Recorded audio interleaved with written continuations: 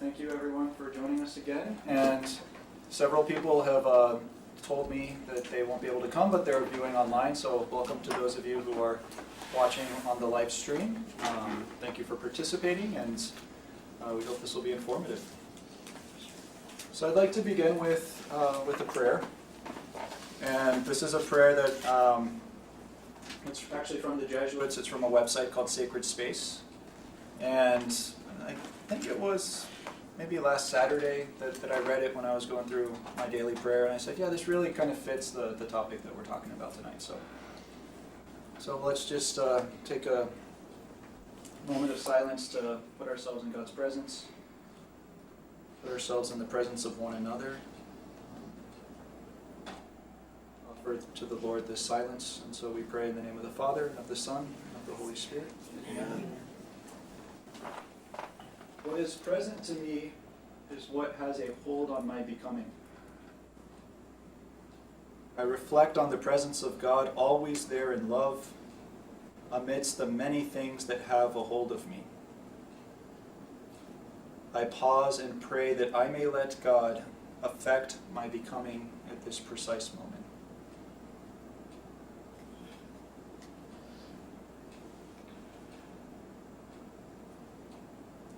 So we offer you, Lord, this moment. We ask that you send your Spirit to guide us and to shape us into your disciples as we reflect on the mysteries of your creation. And we pray all this through Christ our Lord. Amen. Father, Son, Spirit. Well, welcome. This is part 2. If you weren't here last week, hopefully my presentation will present enough information to have a good discussion today, I hope. So I want to focus on a few questions here.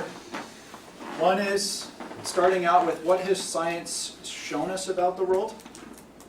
And then we'll talk a little bit about what is religion, or at least how I want to define religion for the purpose of this presentation.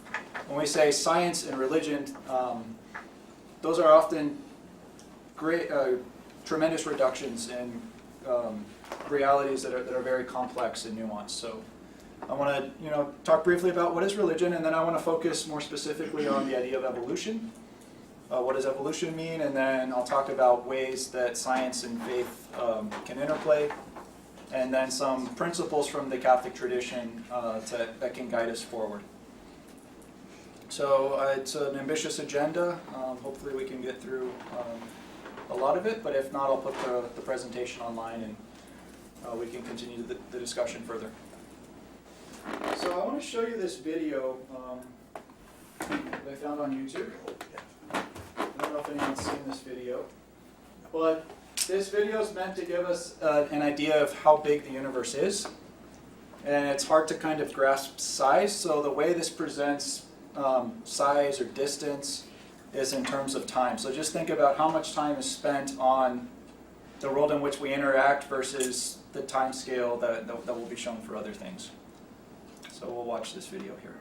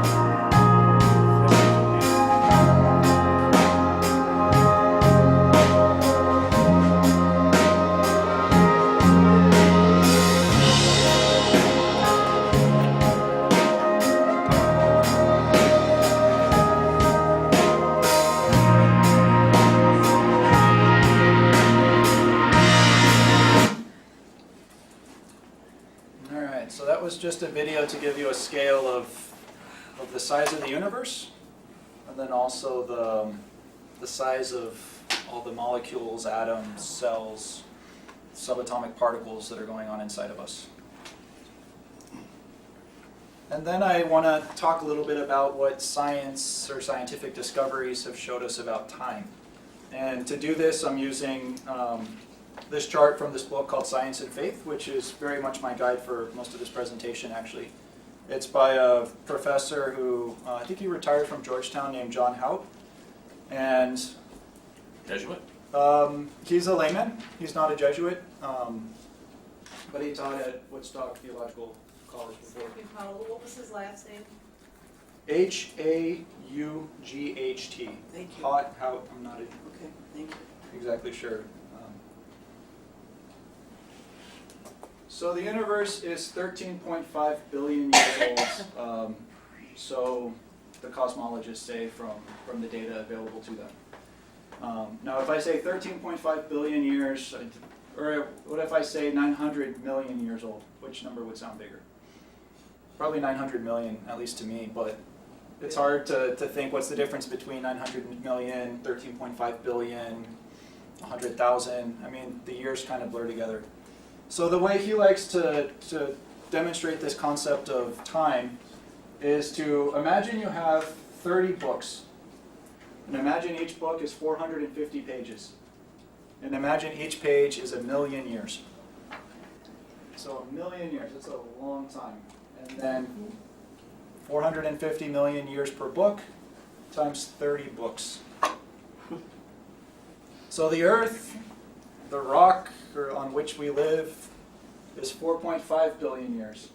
So he said if you put all 30 books of the universe's history, Earth's story would begin on the third shelf. And then the scientists believe that basic life began about 3.8 billion years ago. So then that'd be the 22nd book out of 30.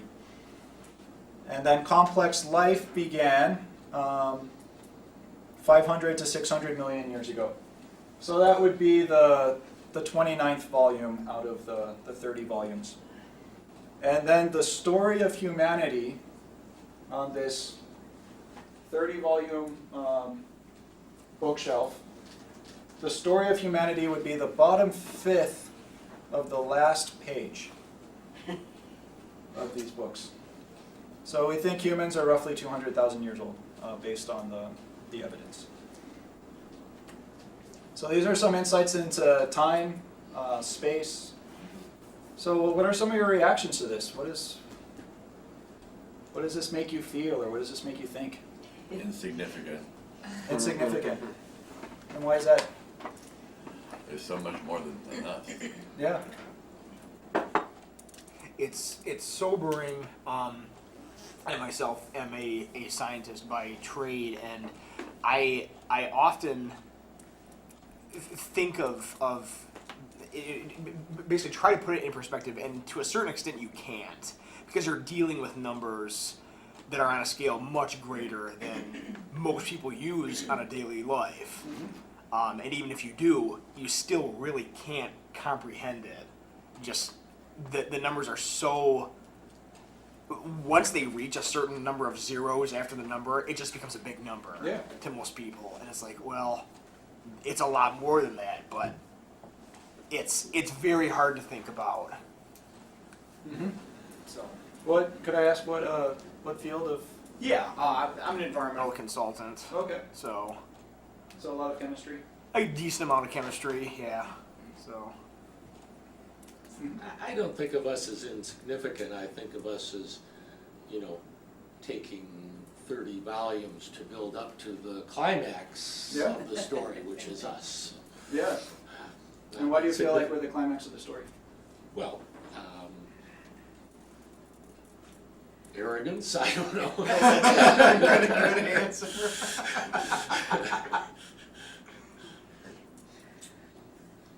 I think what occurs to me is how young we are as humans in, comparison to the whole world and the universe. We're very young on the planet. Yes. Even thinking of, just forget about the galaxies that are light years away. Just thinking about life on Earth, 200,000 years is a long time. And thinking about the rest of planetary life and all the species that came before us, it's pretty wild to think about. Yeah. Any other reactions? Well, I'll touch on some of these as I continue going through it. Another Yep. question, it always bugged me. We think, the way we think, God created man, but he had 13 billion years to create something else he wanted to. Mm-hmm. My feeling is this is the last of what we've done. There may be millions of civilizations out there that we don't know about. And Christ maybe have been in all of those as well, between the beginning of time until now. Yeah. I don't think God was quiet for 13 billion years and decided, now I'm going to create man. If he's created the universe, he's been doing this for a while. Yeah. Okay, I like that. Hold on to that thought on all, we can touch on that in subsequent parts. So these are some questions that come up from scientific discoveries. Last week we talked about the scientific method and it was more philosophical. Today I want to kind of focus on what are some practical things that come out of these realities, or what are some reactions. So some questions, does science rule out a personal God? Is faith compatible with evolution? So that goes back to that idea of how does God create? What, does the God that's revealed in the Bible, how to square that with what the scientific picture is telling us about the way creation unfolds. Can chemistry explain life? Can science explain intelligence? Does the universe have a purpose? Is there life after death? These are all questions that a lot of people ask. And so any other questions that might come to mind readily? Unfortunately, due to time, I won't have time to kind of tackle each of these systematically, but I highly encourage you to look at this book, Science and Faith, because he goes through each of these questions with a pretty extensive chapter.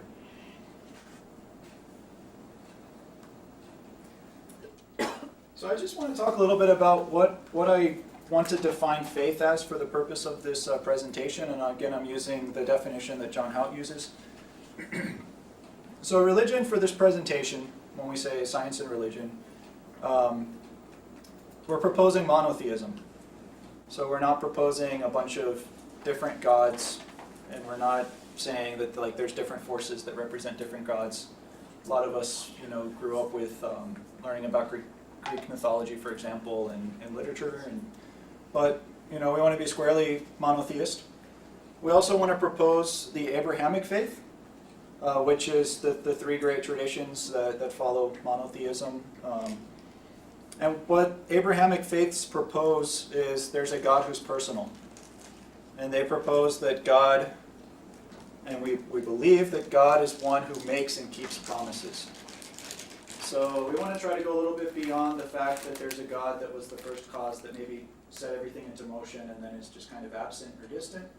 We want to try to speak about a God who makes and keeps promises. And what we see in the Bible is a God who has compassion for the weak, a God who seeks justice for the poor, and then also a God that provides hope for the future. These are all common features of revelation that we find through the prophets, through the history of in the Old Testament, and of course as Catholics, this is all summed up in Jesus Christ as the fullness of God's revelation and God's presence. So a personal God, a God who's present in history. So that's kind of what I want to focus on faith. That being said, there's a lot of faiths out there.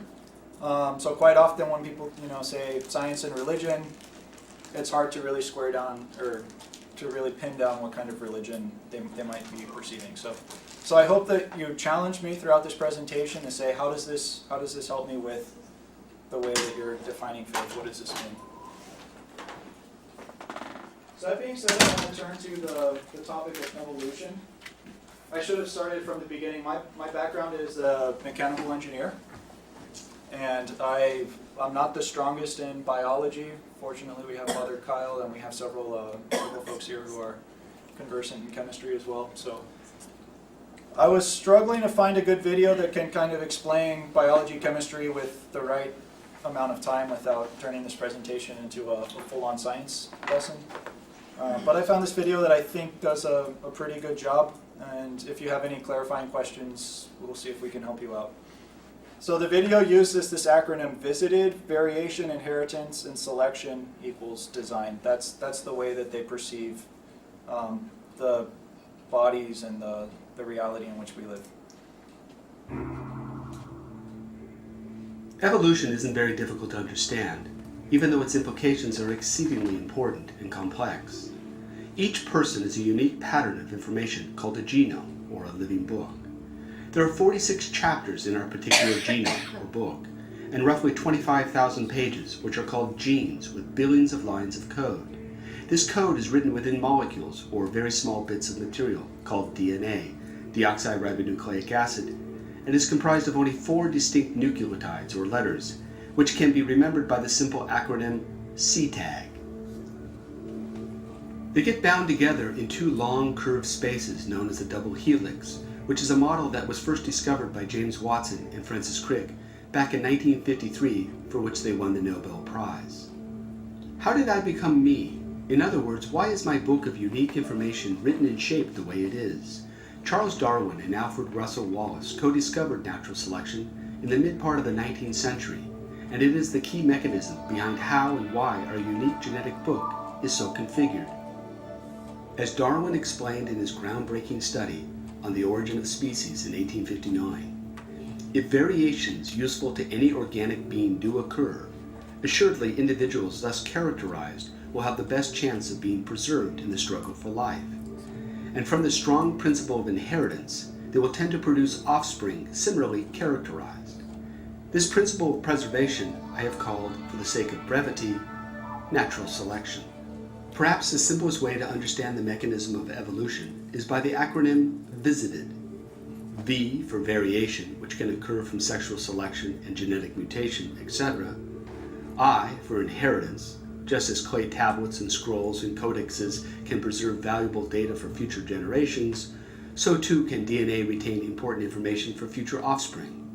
S for selection, which in this case means any seeding out process that arises in nature, ranging from competition within a species or from without, to overpopulation, to scarcity of resources, to natural disasters. The second I simply means including, indicating that the previous 3 factors must combine with T, which stands for time. Evolution needs a period of time in order to work, and we have this in abundance given that our known universe is 13.8 billion years old, and our planet Earth is nearly 5 billion years old.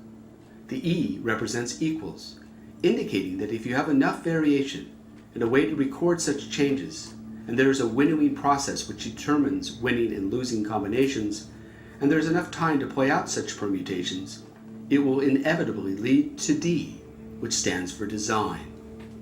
In other words, the incredible complexity we see around us and within us, from the shape of our eyes to the development of our neocortex, is the result of forces which are in themselves sightless about what they will ultimately produce.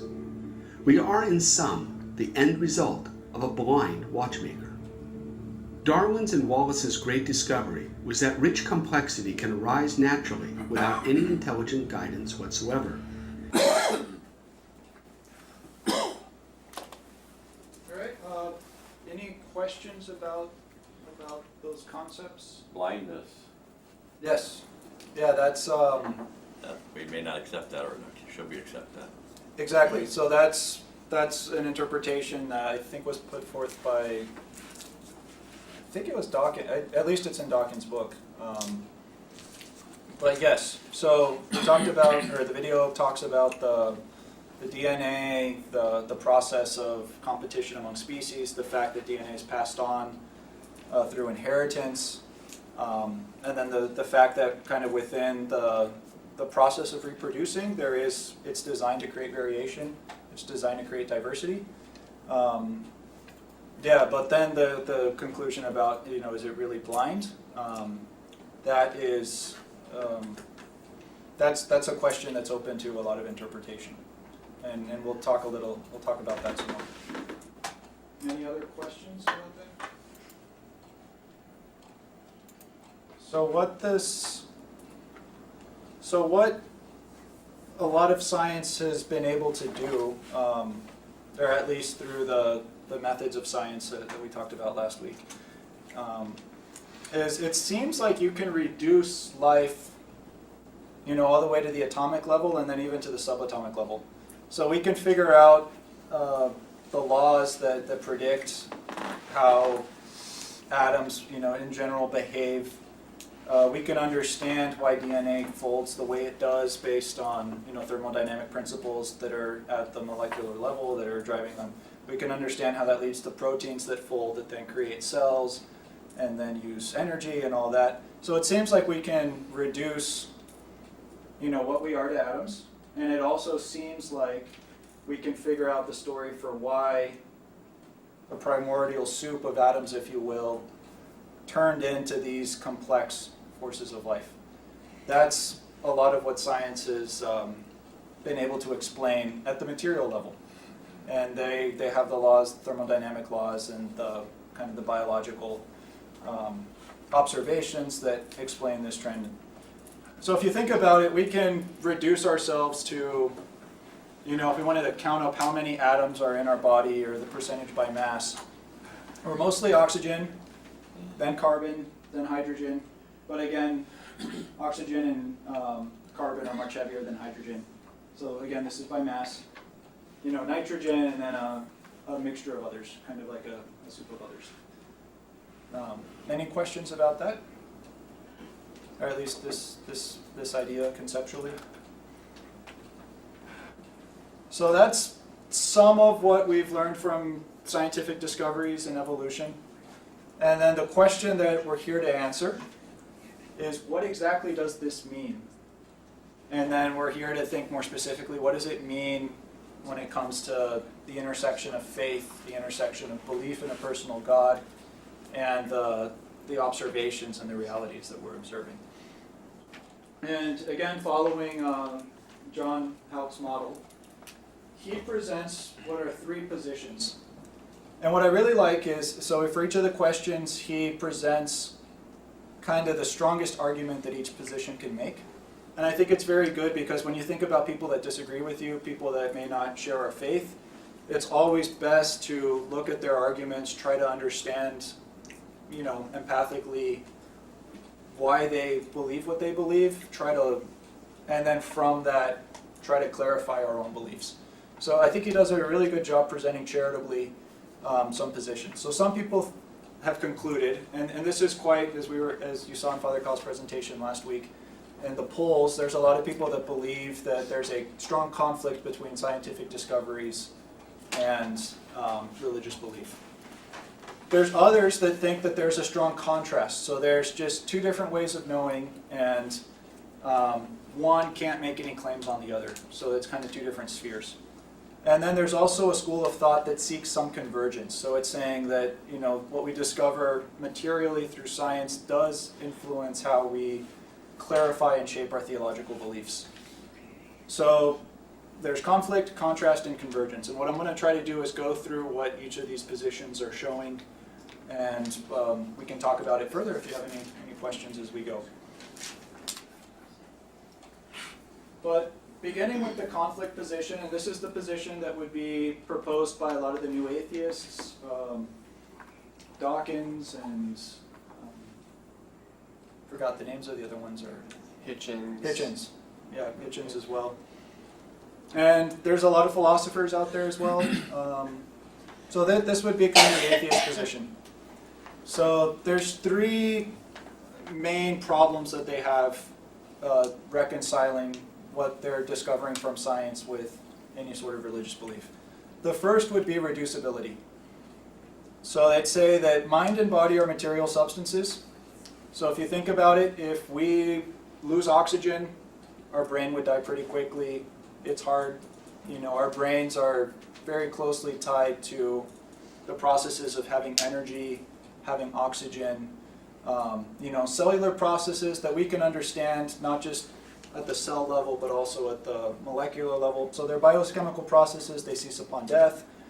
And they don't see any scientific evidence for any sort of immortal soul. They don't see any evidence for anything you can measure that actually outlives the physical body. So the first would be reducibility. And the other argument they would make using Occam's razor is if you can explain something without having to add anything else, the simplest explanation is usually the best explanation. So if they say we can understand kind of thermodynamically why things happen, and for even what we don't understand, there's no reason why it won't be discovered later, as we have been discovering through science. So because of that, we don't need a God. Secondly, they would argue from the idea of randomness. So the fact that evolution proceeded over such a long period of time, the fact that so many creatures, the vast majority of creatures, of life forms that came before us are now extinct, all the starts and stops, it makes it seem like humans are just accidents, and it makes it seem like the widespread process of suffering and death doesn't really seem like a providential God. If God was the designing God, why wouldn't he just design us as we are, in the moment? So they view the fact of randomness as an argument against having a religious belief. And then the other argument is time and space. So the sheer age and expansiveness of the universe seem to contradict faith in a designing God. It just seems super inefficient. Why wait 13.8 billion years for 200,000 years of humans? Or for what the Old Testament's probably 4,000 years old, or the Abraham. So roughly 4,000 years in this. So that's another argument. And there's a sense of, if you look at us against infinity, it's kind of like infinity are just numbers that approach what just seems infinite. It just has a way of feeling like it annihilates us. It kind of strips us of our sense of meaning. And then on top of that, they would argue that the odds are against humans. They would say that, and there's some people would think that if the universe is billions of light years wide, then there's probably millions of. And then there's others that say, no, we're such like a fine balance, and you think about the extremes of space and how how life can't really survive in a vacuum or at extreme temperatures. The proteins wouldn't hold together, the cells wouldn't hold together. It just seems like the odds are against us. So that's another argument that people would make. And I think it's very important when you're working with people that don't believe to try to put yourself in their shoes and kind of see what are some of the struggles they have. I have a comment about the very first sentence. Body and mind are both material substances. To me, mind is more intellect. Mm-hmm. I would say that should read body and brain are both material substances. I feel your intellect, still, we don't have a real good grasp Yes. Hold on to about that. what intellect is. Hold on to that. Yes. And how are we able to think? Exactly. Yes. Okay. But they would say, well, if you don't have oxygen, you can't really think. So it's all. But we that's don't the know. argument. We don't know what's after death. Exactly. Yeah. But hold on to that. Okay. Hold on to that. Okay. So then here's some further conclusions that come from the conflict position if you hold on to these premises and then you extrapolate out. One would be morality is basically reducible to a genetic disposition for survival and transmission of genes through cooperation. And when you look at a species, you have to look at a collective population. It's not really the individual. So if someone is really altruistic and willing to give their life, then that, even though they don't reproduce, that helps others in their in their pack or their clan to reproduce, and such the genes continue down the line. And then the other thing they would say against people who would argue that, well, if the Big Bang started, there has to be something that caused the Big Bang. They would say, if you look at physics and subatomic particles, there's things that just kind of pop in and out of existence all the time that we can't really make sense of. It just kind of happens. So what if the universe just kind of popped into existence, like a subatomic particle popped into existence and then disappeared? Or they would propose like a multiverse theory to say, well, maybe there's an infinite other universes, so what makes our universe special? That's another thing that's kind of floating around in the physical world. And then on top of that, they would say, if you look at physics, it seems like we're headed for a deep freeze. So the universe is expanding. I think the rate at which the universe is expanding is increasing. I could be wrong. Yeah, the universe is. So we don't know if it's just gonna, the principle of entropy, energy is kind of consumed. We don't know if all the energy is just going to peter out and it's just going to expand into a deep freeze. So that's another question of, what's the purpose of it if this is what the scientific data seems to be showing us. So then they would look at that and say, well, this sounds pretty depressing, but no, it's actually not, because without any sense of transcendent meaning, we're free to invent, create, choose our own sources of meaning, and isn't that just liberating and exciting? So that's how people who would advocate the conflict position would view the question of meaning. It's like, well, we can make meaning, so let's go out there and do it. That's some conclusions of the way conflict. Does some of this stuff sound familiar? Any reactions? This book is, actually a lot of these points are coming from the book. Yeah. It sounds like this book is very succinct and like, I need a copy. So the wonderful thing is this guy's read all these other guys, so I don't have to. I don't have time to read Hitchens and Dawkins and philosophers, and so he does a really good job of, again, charitably trying to just draw out the conclusions. Well, I would comment on the third point. I feel that God gives us the ability to be free to invent, create, choose our sources of Yes, meaning. hold on to that. That's Okay. perfect. Yeah. But this is, have any of you talked to other people that hold these positions, or are you familiar? Okay. So that's the conflict position. The contrast position. So the contrast position is held by people of faith.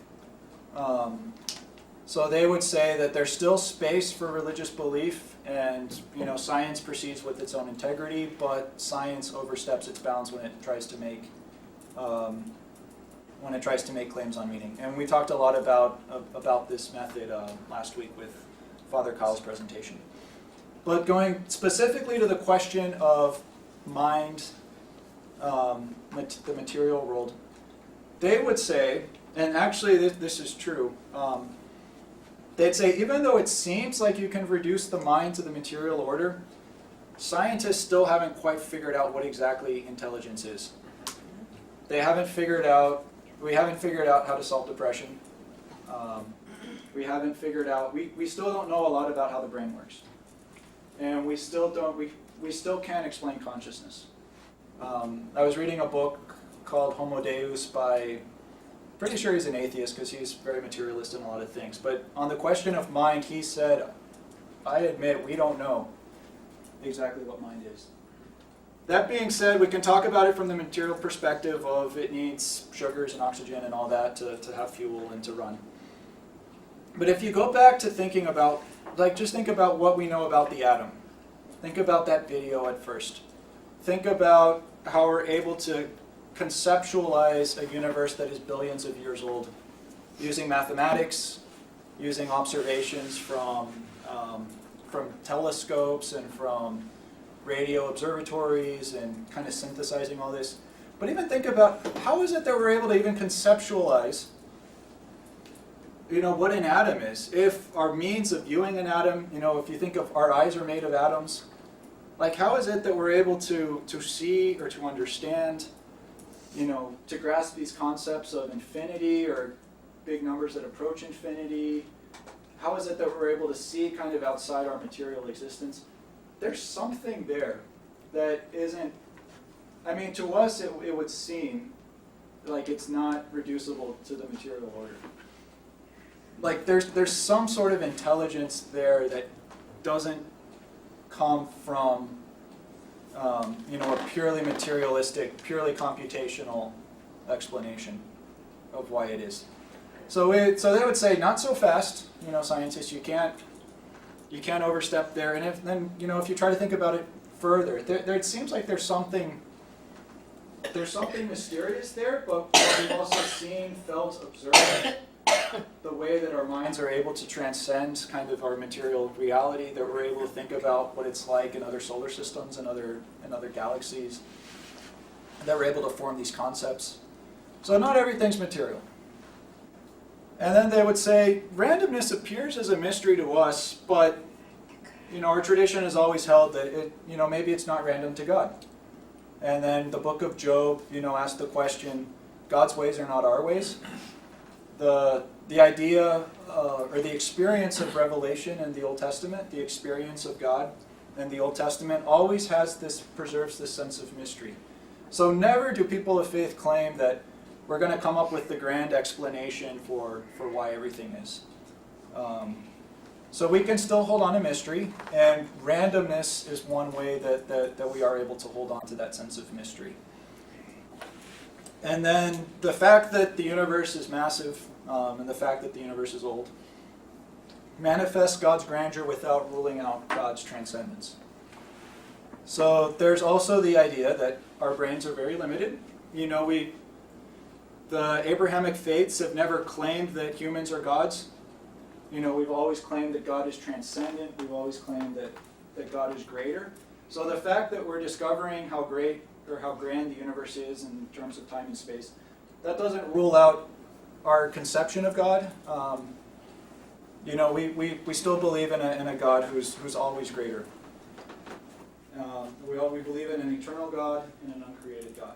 So that's kind of a God who's apart from the world that's created. And that's different from other traditions or other churches, or not churches, but think about like the ancient Greeks, for example, where the gods controlled the winds and the elements, and were very much kind of embedded in, or I guess they weren't omnipotent, and they feuded with one another and things like that. We've always held that there's a God that has a certain distance from the created order. God is not the same as creation. We're not pantheists. So that's the contrast position. And then this position would also propose that when we think about God, and especially the personal God that we propose and we believe in, that we have to use the logic of relationships. It's not simply the scientific method. Now, a lot of what the scientific method tries to do, now it forms hypotheses and guesses, but it tries to be as removed as possible from the action itself, because there's this concern that in the fact of observing some phenomenon, you're going to affect it and you're going to change it. So we don't really know what would be happening, presuming we weren't there. What's the example like in medicine where if you're giving drug trials, they compare it against a placebo? They would never just test a drug because there's a certain sense that if the patient thinks that there's hope, with the drug that's being tested, then that can kind of change reality. And the placebo effect is shown to change that. So ideally science would try to, for example, use rats where they don't really know what. I think they give placebos on rats, do they or no? I think sometimes they might give like a saline injection too. But there's this sense of like they try not to participate in the phenomenon that they're observing. Whereas if you think about relationships, if you think about your relationship with your parents or with your children or with your spouses or with your friends, there's a certain sense that you can't really get to know the other person unless you immerse yourself in that situation, unless you participate. So someone who enters a relationship skeptical, distrusting, just kind of trying to observe the person without really interacting with them, they want to make sure they know exactly who this person is before they take the risk of making themselves vulnerable. Rarely does that work out. Because quite often when we immerse ourselves in a relationship, when we give ourselves to the other person, then we discover new facets, new realities in the other person. And, because it proceeds through a relationship, and it doesn't proceed through the cold kind of logic of the scientific method. So when we think about trying to get to know God, we can't simply just say, I'm going to stand on the sidelines and I'm going to try to observe, and I'm going to try to understand, like you would, if you were to set up an experiment in science. It's more like a relationship where you got to say, okay, I want to try to see what this is about. So I'm going to open myself up to the encounter with God. I'm going to pray. I'm going to, immerse myself in a faith community. I'm going to make myself vulnerable. I'm going to share. All those things you do in relationships are the same things you do to really nurture a belief in God. And then on top of that, faith is an idea of an awareness. Because we believe in a personal God, it's often trying to become more aware. And quite often it begins with an awareness of ourselves, ourselves as person, and our awareness of another, like another presence. Philosophers use the concept of I and thou, kind of seeing ourselves in dialogue and relationship. And then I love the way that John Hout writes it in this book. He said it's about opening up ourselves to being grasped rather than grasping at something. So it's kind of that awareness that the universe is grand, we are small, but we're still kind of grasped by this love, by this presence, by this, this personal God. And, theology would propose that that ultimately it begins with God's grace. Faith is a gift from God that begins with God grasping us. And it's not that we were able to grasp and control God and get a hold of God. So I really like this book written by a guy named Nathan Schneider. He's pretty young. He's 34. He wrote a book called God in Proof. And he writes in the book, "One almost gone afternoon in November, as I stepped out into what sun remained in the day, a proof for the existence of God took hold of me." So when I was reading this, it's about being grasped. I remember that line that he said. And it's this idea that, again, God is not something we can measure and quantify, but it's that sense of being grasped by creation, being held by love. So the idea that this proof kind of began with this awareness of God holding him.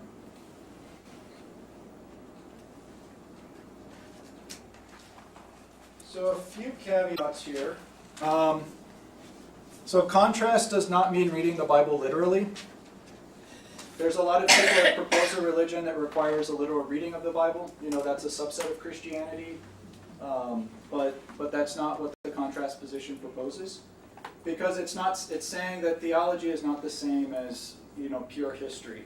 So it's not, the story of Adam and Eve is not a historical account. But it does speak of theological truths, and those truths speak of relationship. And if you think about most of the stuff we watch on TV, like sitcoms and whatnot, we know all that stuff is staged, but people are attracted, people are kind of captivated by what you see on TV because they speak of realities in which we live. They speak of the feelings of embarrassment, or the sense of falling in love, or the sense of anger, all the different realities. So there's a sense that sitcoms, even though they aren't history, they speak to true realities that we experience and that we encounter. So they're able to capture our experience. So we would say the Bible, is a record of a community's experience of God, but it doesn't have to be expressed in purely historical events. Even though there is a lot of history in there that has been validated by archaeological records. And then the other thing that's important here, John Paul II, when he was talking about evolution, he said, with man, we find ourselves facing a different ontological order, an ontological leap, we could say. The experience of metaphysical knowledge, of self-consciousness, self-awareness, moral consciousness, liberty, or aesthetic or religious and irreligious experience, these must be analyzed through philosophical reflection whilst theology seeks to clarify the ultimate meaning of the Creator's designs. So what John Paul II said in this address is that within the human person, the soul is created immediately by God. So there's that certain intervention, that certain divine spark. And then he's speaking about self-consciousness, self-awareness. You know, a lot of the stuff I was talking about, being able to form even those scientific ideas, those conceptions of what the world is that transcend our experience of time and space, you know, that speaks of a different order of knowledge. And the contrast position would propose that, you know, this is a divine, an experience of the divine within the human person. Any questions? I have an overarching thought, and I don't really know how to put it, but as you're presenting all this, I'm thinking, what difference does it make to a scientist whether you believe or you don't believe in God? Well, what does it mean to be a scientist? Let me ask that. Prove So things. I would say that, you know, a scientist who, like an astrophysicist, you know, who studies gamma ray explosions from stars, and I say that because I know a really devout Catholic who did that when I was at UT Austin. You know, the question of God doesn't quite shape that, you know, the expertise in that field. But at the end of the day, scientists are still people. You know, scientists still have relationships. Scientists still need to, you know, make a salary, put food on the table, figure out what they want to spend their free time on. So there's that experience of being human, and some scientists may devote every waking minute to, you know, when they just eat the bare minimum and just focus everything on that pursuit of knowledge. You know, others live well-rounded lives. So I would argue that the experience of God ultimately influences every facet or every question of what it means to live, beyond just the, you know, specific task of trying to make sense of the gamma rays. But I'll get into that in the future. Yeah. This last sentence here, theology seeks to clarify the ultimate meaning of the Creator's designs. I feel myself wanting to ask, how is theology doing with that? Is that something that has, I mean, can you give me a clue as to what ultimate meaning the Creator's design shows to a theologian? Yeah, I mean, it would be summed up in the creed. So it would be the idea that, so the idea of God, the Creator, but it's also about the destiny that we have. It's also about the promise of heaven, the resurrection of the body, or judgment. You know, the idea of judgment, the idea of condemnation as well. So it speaks of our trajectory, and then it also speaks of our purpose here and now. And, you know, the Gospels give a lot of thought to the obligations we have to the poor, to the obligations we have to one another, and then to the obligations we have to God. So all that stuff is, so it's kind of like saying, okay, you have a car. We figured out how to put gasoline in it. We figured out how to put oil in it. What are we going to do with it? You're going to take it on vacation, keep it parked in the garage only when you need it. You know, so I think when they're speaking of the Creator's designs, it's like we figured out a lot of interesting information about atoms and molecules. We figured out a lot of stuff we can do with medicine, but have we figured out what it means? You know, have we figured out when to treat, when not to treat? Have we figured out how to find what we meaning? should be doing? Yeah. Okay. You know, have we figured out what we do in our free time with our leisure? Those are kind of the questions that we explore. So those are the two positions, conflict, contrast, and then there's this third position that is somewhat different from the contrast position, and it's called convergence. And forgive me, I'm not the, I wish I could explain it as brilliantly as John Haupt does. But there's this idea that science can dialogue with theology for the mutual enrichment of both, and also the idea that scientific discoveries provide relevant content to help us clarify our theological convictions in light of the Church's tradition. So it's the fact that scientific discoveries can have some sort of claim to help us shape how we understand our religion. And this process has gone on in the church actually before. So in the Middle Ages, when they discovered some ancient texts of Aristotle's philosophy, that was a huge controversy for the church because they had conceived a lot of stuff through a Platonic lens. So you had the Franciscans and the Dominicans trying to make sense of what these new philosophical ideas were. They did different things with them. My philosophy professor was very fond of saying, she gave us two passages, one from St. Bonaventure, one from St. Thomas, and they contradicted each other, and she said, both are saints. So, both are saints of the church. So she made a really big point that there's some things, but again, the church went through that, so there's no reason why now, based on what we're understanding from science, that can't shape or form how we express the faith. And we believe that the church's faith, the church's tradition, especially since it comes from a personal God, a living God, an omniscient God, all these things, we feel like there should be some way that we can find a synthesis. We don't approach this out of fear, but out of hope and out of our relationship with God and our convictions with God. So that's what those who hold the convergence position, which, yep. So then in looking at these schools of thought, then so would the convergence position be what the church, being a Christian, specifically a Catholic, would fall into that school of thought? And I guess yeah. I'm wondering if there's like a correct school of thought, and because the contrast seemed to not be void of faith, the Exactly, conflict yeah. did. I would say that, so both, I think you can be an Orthodox Catholic and either hold contrast or convergence. Again, knowing that, a lot of theology is difficult to make sense of, and I'll get into this further. And it's kind of unfair to say the convergence position because it's kind of an umbrella of positions within it.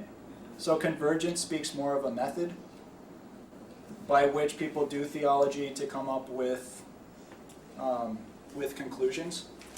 And one of the interesting things about theology is there's the councils, there's the creeds and whatnot, that kind of defines the boundaries. But within those boundaries, or kind of within the sandbox, theologians have all sorts of fun trying to elaborate and expound on the mysteries. Yeah. And there's ways to do that with a legitimate diversity that kind of falls within the boundaries of orthodoxy, of Orthodox. So I think that contrast and convergence, you can find Orthodox Catholics in both. My hunch is that a lot of prominent bishops would fall more into the contrast position. That's my hunch. But And what's the major again, difference then between the two? I'll go into it further once I explain a little bit more about the convergence position. But unfortunately, I'll have to think about more concrete examples to give more. So with that, I propose let's maybe come back at 8:05. We'll take a break, and then I'll explain this a little bit further.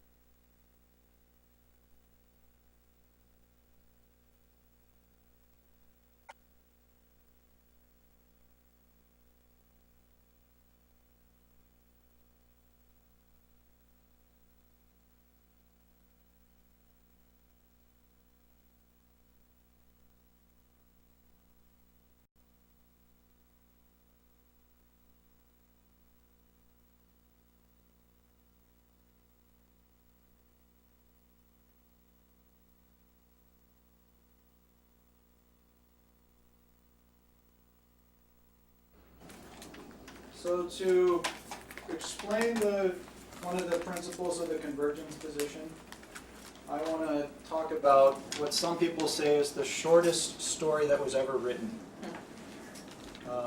Has anyone seen this story before? It's the shortest story ever written. When he awoke, the dinosaur was still there. It's called The Dinosaur. So what makes this a story? Beginning and end. A beginning and an end? So there's that passage of time. Anything else? There's a character. A character or two, and you know the dinosaur, or And a protagonist and an environment in which the protagonist operates. Anything else make this a story? Here's another story. So I'm thirsty from talking a lot, so I went and got some water. Is that a story? True. But yeah, so it seems patently obvious. You know, I'm thirsty, I get water. What makes that a story? So what else makes this a story? So I propose it's a story because there's characters, there's contingency. So we don't turn on the TV and just watch things that happen naturally. So, like I said, I'm thirsty, so I go get water. You know, where's the surprise? Where's the contingency? Where's the chance? Where's the plot? But it also has continuity. So, do you ever see like a movie where you see this story arc going on and on and on, and then you think, oh, how's this going to be resolved? And then really good movies bring in characters from the beginning that, you know, come unexpectedly or through chance or through this. But then other times you see, you know, a completely out of left field, this wild card. That doesn't make a good story if there's no continuity. So a good story has both continuity and contingency. Because if it didn't have any continuity, then it would just be like a bunch of random things. I know there's a lot of art that does that, but you know, we aren't really attracted to that. And then a story also evolves over time. So it's not like an instant moment, but it has this certain arc of time to it. So the convergence position looks at the story of the universe, and it looks at it from the sense of drama. So it said this, we're reading this somewhat scientifically. You know, we can look at the scientific discoveries, but we can also read it as a drama. And what makes a good drama? Contingency and continuity, or continuity and chance. And the fact is, our faith holds that the world is not predetermined. We don't believe in a dictator God who just controls everything. We don't believe that we're like puppets, you know, being manipulated or controlled by a God. That's not the type of God that we believe in. Some people may want to believe in that, but that's not you know, at the heart of the Catholic tradition. So we don't believe in a predetermined world. We believe in a world that is in some sense open, and that harmonizes with the contingency at the heart of evolution. We believe that God is distinct from creation. We believe that God gives creation its own integrity. So by giving creation its own integrity, that's another way of saying creation has continuity to it. God's not always intervening and changing this and that, and you know, and that's what science loves, is that the world has an integrity and an intelligibility. And without a sense of it, you know, an integrity and intelligibility, why strive? But he does intervene. Yes, Part but of in Red a, Sea, I mean, he does come in and say, hey, do this. You know, he does put himself involved into this. yes, but more from a contingent, more in a contingent way than a determined way. Okay. Because God intervenes, but not in a way that violates our free will. So, you know, when we pray for miracles, those interventions flow out of relationship. And God also calls us to be co-creators with God. So it's true when most people get sick, It's a wonderful and beautiful response to bring God into the reality of the suffering, to bring God into prayer. But 99% of the time, we have to co-create with God. And sometimes that means going to the doctor's office, taking the antibiotic, taking steps to help our health out. And oftentimes it's expressed in beautiful works like service projects or missions to other countries to help people who have needs. So in that way, God gives creation and integrity, God gives us free will, and with that free will we have a beautiful freedom to be co-creators to help. So read that way, if you look at our experience is really one of a drama. Our experience is one that's interpreted through narrative form. So we can look at the story of evolution and read it, not expecting God to control every last step, but kind of see God created a world with a lot of freedom, with a lot of chance, with a lot of drama to it. But it also has this arc of increasing complexity, and it culminated in the fact that we have rational minds.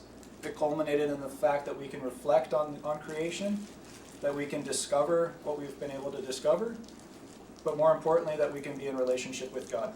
So it's kind of seeing this as a build-up to the ultimate reality. Now think about, again, evolution and a lot of chance and contingency.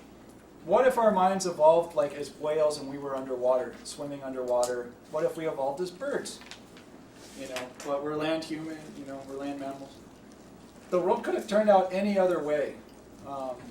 The fact that it turned out this way is quite fascinating to think about. But that doesn't mean that excludes any sort of relationship with God. It's a way that God comes into relationship with us, the way that evolution played out. So evolution has the ingredients of character, contingency, continuity, and time. And evolution is very big on continuity. That's another important piece. If you change too much of the genome too quickly, most often the offspring won't be able to live. So there has to be a lot of continuity, but also subtle changes that develop over the course of millennia to evolve. So going to the question of a providential God, a personal God, one of the biggest objections to God is the idea of randomness. But what we see in the Bible is the sense of God revealing himself in narrative form, as opposed to God revealing propositions. And the Bible shows God's providence in the midst of people's free will, in the midst of a drama. So the law, which is the Pentateuch or the Torah, it's not just a list of rules. Within the Torah there is a list of rules, but it comes in the form of narrative. It comes in the form of stories. It comes in the story of God leading a chosen people to form a new community, the call to be an exemplary community that will be a blessing to others. So it's very much a drama. And we don't receive the propositions absent of the context of the drama in which the propositions came forth. And quite frankly, there's a lot of propositions in the Torah that we no longer subscribe to. Eating ham, for example. Because back then it had a certain purpose and meaning in the Old Testament. Now it's no longer part of that. But it still doesn't negate the fact that God was present in the midst of the drama of forming the new people and the story of the Exodus. And then the other thing is we believe in a God that makes and keeps promises. So we believe that God promises fidelity and assistance to overcoming obstacles. And a lot of what it means to be human is to face obstacles both internally and from without. Obstacles of natural disaster, obstacles of disease. And there's something about the freedom, the chance, the intelligence that we have where we can overcome these obstacles. But we also know that God promises fidelity in the midst of our suffering. God gives us grace to love heroically, to sacrifice, to live the Beatitudes, to form that community of love. But at the same time, God doesn't do this in a way that deprives freedom. So these are some of the mysteries of the faith. How do we believe in free will? How do we believe in providence? How do we believe in that interplay? But if we look at the story of evolution, if we look at the convergence position can see a way to harmonize these questions and to see these don't actually negate our belief in a providential God, but these really stress the idea that reality unfolds in a dramatic form. Yep. I'm not quite clear what is meant by propositions in this context. I mean, like, would a proposition be God is three in one, or something? I guess I'm thinking more of, you shall not steal, you shall not. So, yeah, because God does explain things about himself. I'm a zealous God. But I guess let's think about it this way. When you go to funerals and people try to describe, the person that passed away, one way they could describe the person is saying, well, their blood pressure was this, they were this tall, they weighed this much, they were this, You can give a bunch of material facts. You can give a bunch of descriptors like, he was kind of surly at times, but this or that. But most often people tell stories to try to elaborate who the person is. Because if you just get up and just read, and this happens, people will try to list a bunch of adjectives to describe someone. That doesn't give you the same thing as a narrative. You're trying to say, in this situation, when this happened, so-and-so responded this way, which reveals this fact of their character. And it's most often those funny stories, it's most often the stories of, that time when the car broke down, and then we had to go to the house to call this person, and then we met that person, and then we could see, the ways people respond with creativity in the midst of challenges. Those are often the stories that we use to describe who other people are, to try to get to know them. So what I'm trying to say is a lot of knowledge comes not just through reducing things materially or reducing things to a bunch of adjectives, but really trying to grasp a narrative or a broader arc to a story. And what the convergence position is it's all about the fact that because creation proceeds over a long period of time, and because God's relationship with humanity has proceeded over thousands of years, this reveals a lot about God, and as humanity keeps evolving, this is going to reveal even more. That's now we know of Jesus Christ as the fullness of revelation, but we always can explore the infinite mysteries of God, and there's no reason why we can't use some of the insights of evolution or science to kind of deepen and further. That's what the convergence position would hold. So again, faith is participation in ongoing drama. And again, looking to the Catholic tradition and seeing how this is squarely within the Catholic tradition, we believe that when Christ came, Christ oriented us to the kingdom of God. The kingdom of God will reach its fullness in heaven. We're called to live in the kingdom of God in the moment. And then, St. Paul's letter, at the bottom, one of the famous lines, we know that all creation is groaning in labor pains even until now. So there's the fact that it's not just humanity, but all creation is on this trajectory to being made full, made complete as part of the kingdom of God. Creation awaits with eager expectation the revelation of the children of God. So we're running short on time, so I'm going to keep going here. And then from the first letter of John, Beloved, we are God's children now. What we shall be has not yet been revealed. We know that when it is revealed, we shall be like him, for we shall see him as he is.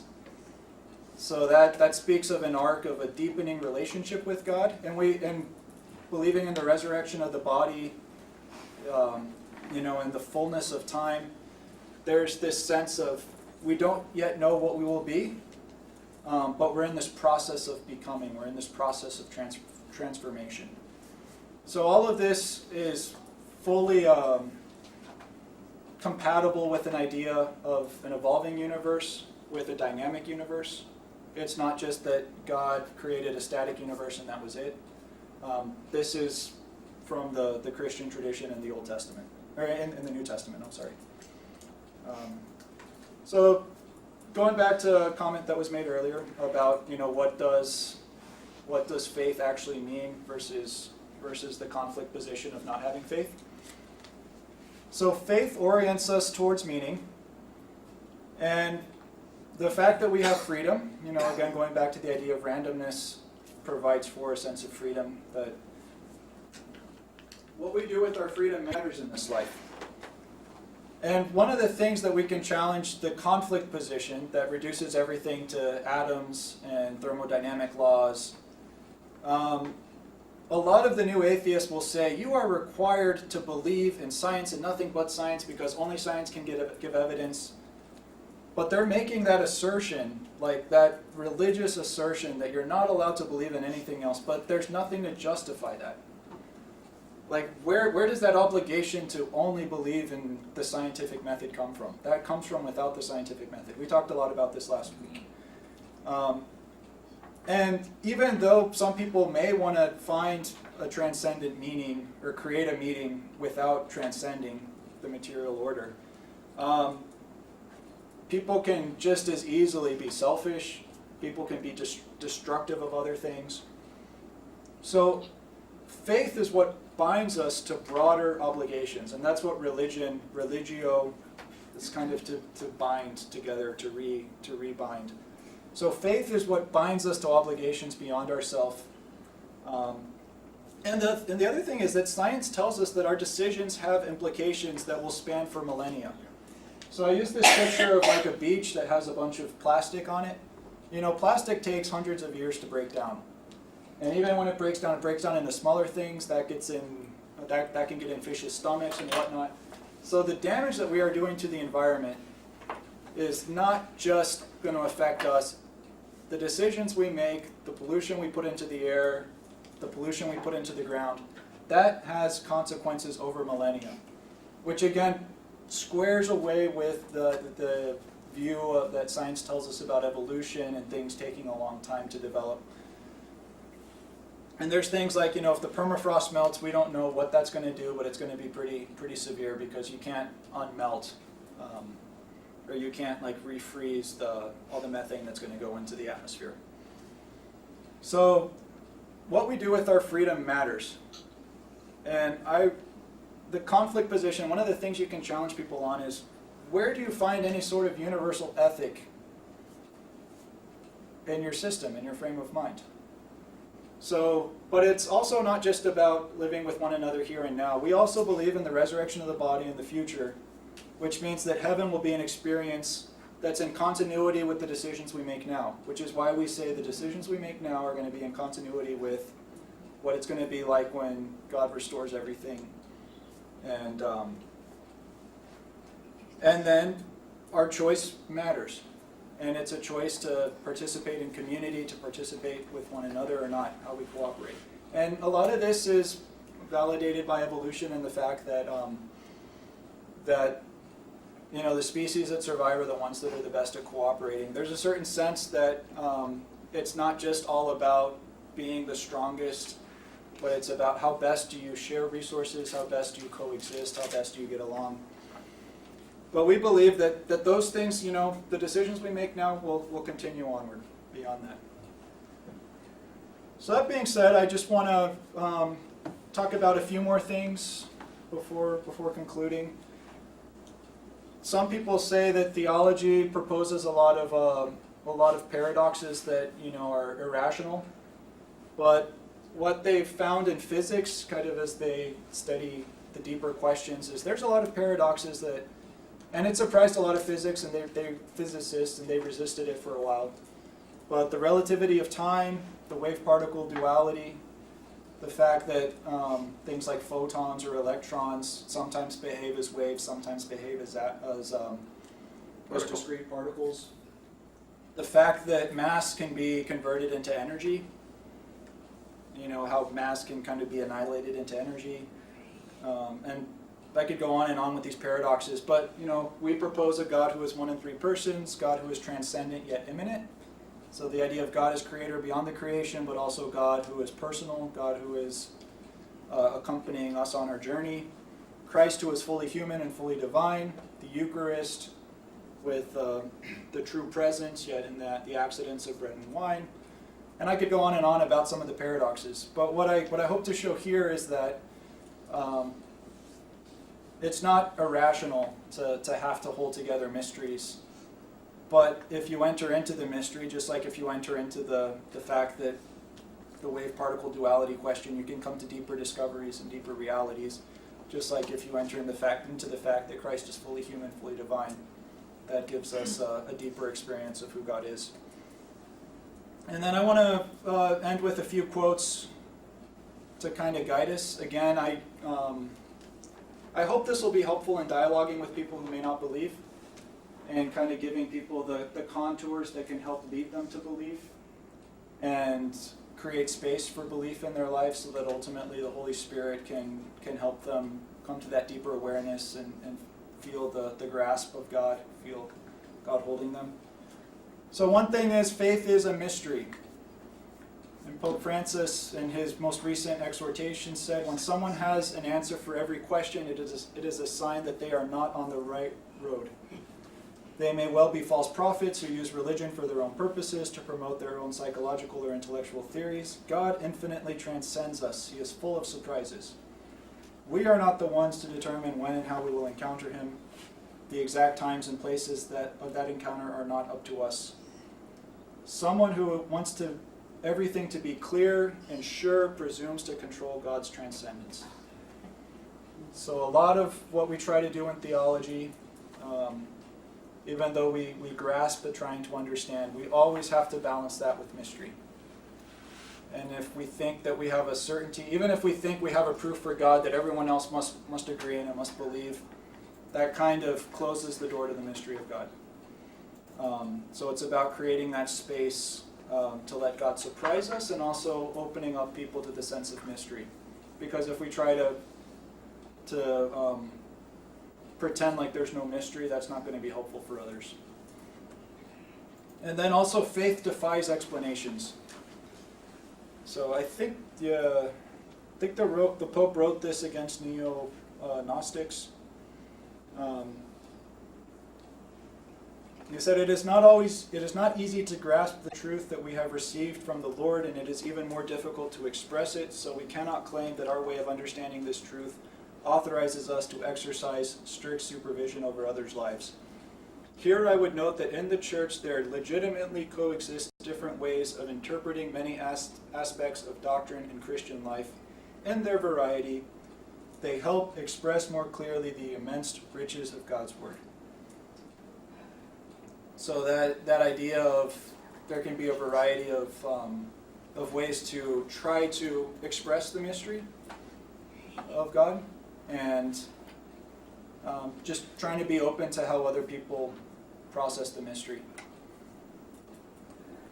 Then the other interesting thing is, faith is a gift. So again, we have to avoid this expectation that everyone, immediately believes exactly the way we've come to believe in our faith.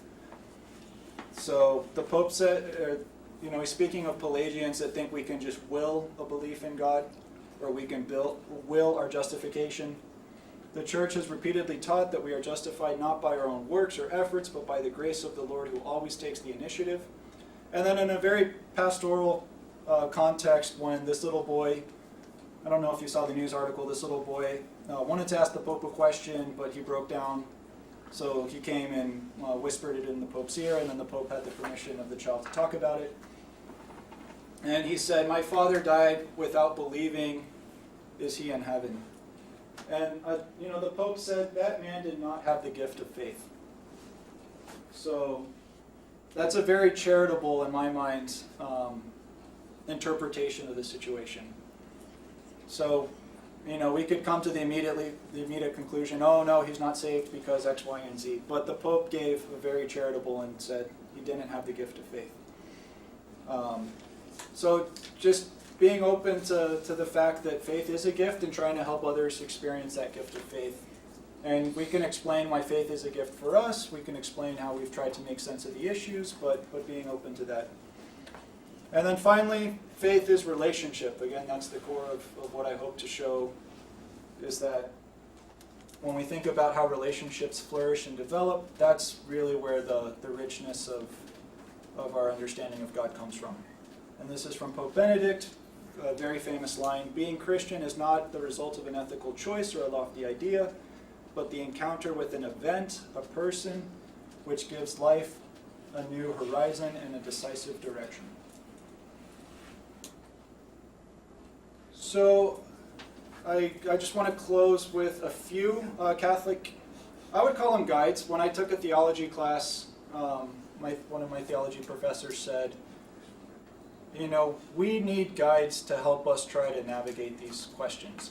And there's, so if you view like a theologian as a guide to help you make sense of things, and there's a variety of guides out there. I find that very helpful in my own spiritual growth, my own spiritual life, to try to find authors who are, for me, really good guides to help me make sense and interpret what's going on, not just scientifically, but also politically, economically, in the realm of technology. There's all these things that theology intersects with. So a really good biologist is Kenneth R. Miller, and he's written extensively about evolution.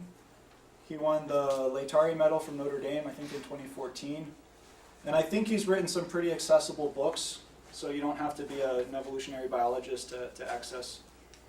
And then Guy Consolmongo, he's often called the Pope's astronomer. He's written a lot of very accessible books about cosmology. So part of the question was evolution, another question is just the size of the universe and whatnot. And then theologians, there's tons. This doesn't do justice. I talked about John Hout. Ilia Delio, she's a Franciscan. She's written a lot, and I think in a pretty accessible way. And then Joseph Ratzinger, before he became Pope, he was an eminent theologian. He wrote a very good book. It's in the bibliography from Father Kyle's presentation about how to interpret Genesis. So these are just some. There's tons out there you can read. So.